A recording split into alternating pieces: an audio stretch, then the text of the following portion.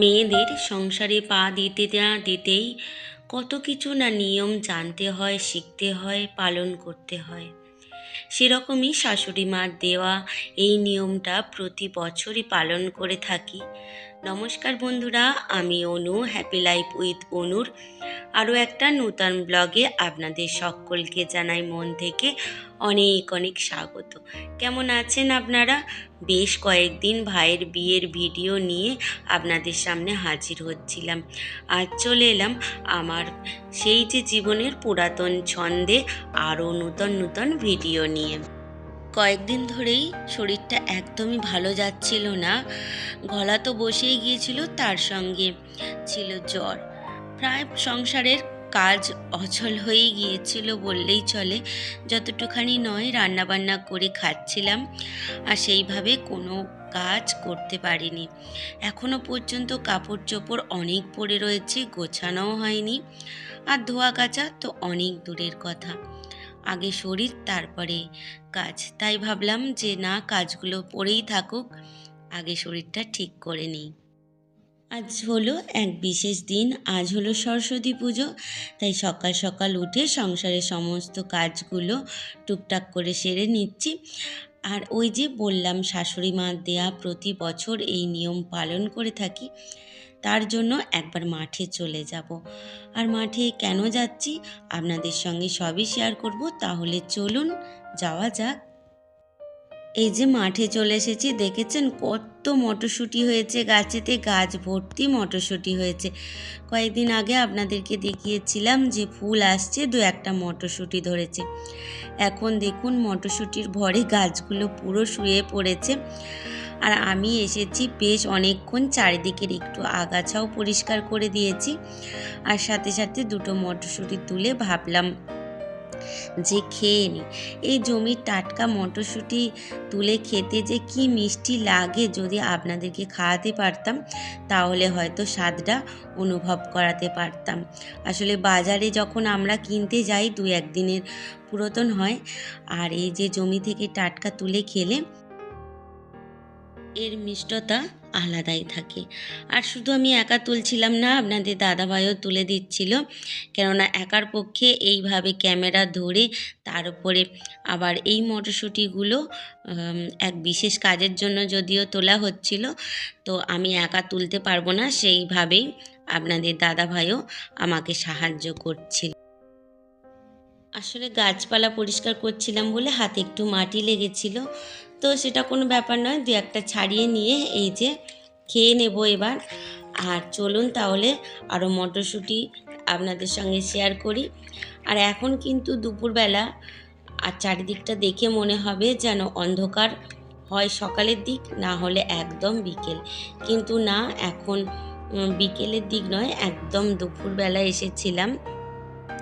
আসলে এইগুলো তুলতে একটা একটা করে অনেক সময় লাগে, গাছগুলো উঠিয়ে উঠিয়ে, আবার গাছগুলো যাতে না নষ্ট হয়ে যায় তারও একটা ভয় থাকে। তো প্রতিটা গাছ থেকে অনেক অনেক করেই মটরশুঁটি কিন্তু আমরা তুলেছিলাম। আর সাথে দেখুন এদিকে বাঁধাকপিগুলোও বেশ সুন্দর কিন্তু হয়ে গিয়েছে। আর এই পাশে তো রয়েছে পেঁয়াজ গাছ, ধনেপাতা, অনেক কিছুই রয়েছে। আর এইদিকে কিন্তু এখনও আমাদের সেই মটরশুঁটি তোলা চলেই যাচ্ছে। আসলে অনেকগুলো তুলেছিলাম সেই কারণেই, আর যদি না তোলা হয় এগুলো কিন্তু পেকে যাবে, আর পেকে যাওয়ার পরে পরবর্তীকালে ফেটে নষ্ট হয়ে যাবে। তাই প্রতিটা গাছ থেকে সুন্দর করে আস্তে আস্তে কড়াইগুলো তুলে নিচ্ছিলাম। সংসারে প্রতিটি মেয়েকেই কিছু না কিছু মানিয়ে নিতে হয়, কিছু না কিছু শিখে নিতে হয়। বড়দের থেকেই ছোটরা শেখে, এটাই নিয়ম। আবার অনেক নিয়ম আছে যেগুলো শ্বশুরবাড়িতে এসে মেয়েদেরকে পালন করতেই হয়, সেগুলো শ্বশুরবাড়ির নিয়ম। অনেক রীতিনীতি যেগুলো হয়তো বাপের বাড়িতে না থাকলেও শ্বশুর বাড়িতে থাকে। তো আমরা মেয়েরা এরকমই, যে পাত্রে রাখবে সে পাত্রেরই হয়ে যাই। তো সেই শ্বশুরবাড়িরই একটা নিয়ম আজকে পালন করব, সেটাও আপনাদের সঙ্গে তো শেয়ার করবই। তার আগে এই যে কাজগুলো সেরে নিই। আর ভিডিওর এই পর্যায়ে এসে বলি, যদি ভিডিওটা কোনো অংশে ভালো লেগে থাকে তাহলে প্লিজ চ্যানেলটা সাবস্ক্রাইব করে আমার পাশে থাকবেন আর একটা মিষ্টি কমেন্ট অবশ্যই করবেন, যাতে নতুন নতুন অনেক ভিডিও তৈরি করার উৎসাহ পাই। আর এই যে প্রত্যেকটা লঙ্কা গাছে কিন্তু ফুল এসে গেছে আর প্রচুর পরিমাণে লঙ্কাও ধরেছে। গাছের গোড়াগুলো পরিষ্কার করে দিলাম। আর কি বড় বড় লঙ্কা ধরেছেন দেখেছেন, জানি না এগুলো ঝাল হবে কি না, তবে দেখতে তো খুব ভালো লাগছে। এই যে এক একটা মনে হবে যে এক হাত করে হয়ে রয়েছে লঙ্কা। দেখা যাক যে বড় হলে এগুলো এখনও বড় হবে তো ঝাল কেমন হয়। আর এর সাথে সাথে দেখুন চারিদিকটা দেখিয়ে দিচ্ছি, দেখেছেন যা অন্ধকার করে রয়েছে, কিন্তু সূর্যি মামা এখনও মাথার ওপরে রয়েছে। আপনাদেরকে সেটাও দেখাচ্ছি। দেখুন ওই দেখুন সূর্যি মামা কিন্তু মেঘের আড়ালে বসে রয়েছেন আর চারিদিকটা অন্ধকার করে রেখেছেন। এই যে আমাদের এক ব্যাগ মটরশুঁটি তোলা হয়ে গেছে। চলুন তাহলে এবার বাড়ির দিকে যাওয়া যাক। এই যে ঢেলে দেওয়ার পরে এই মটরশুঁটিগুলো দেখাচ্ছে বেশ অনেকগুলো। শুধু মটরশুঁটি নয়, গাছ থেকে শিম তোলা হয়েছিল, সেগুলো আর আপনাদের সঙ্গে শেয়ার করা হলো না। যাই হোক, শিম তো আগেও আপনাদের সঙ্গে তোলা শেয়ার করেছি। আর এটা হলো বিকেলবেলা, ওই যে বললাম শাশুড়ির দেয়া নিয়ম প্রতি বছরই পালন করে থাকি।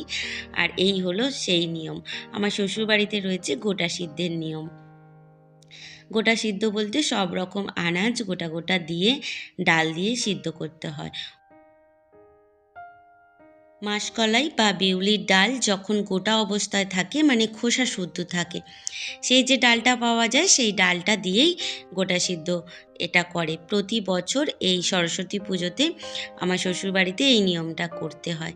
তো মা আজকে আমার শাশুড়ি মাই রান্না করে দিচ্ছেন, আর মা যখন এখন পারছেন তখন মাই করবেন।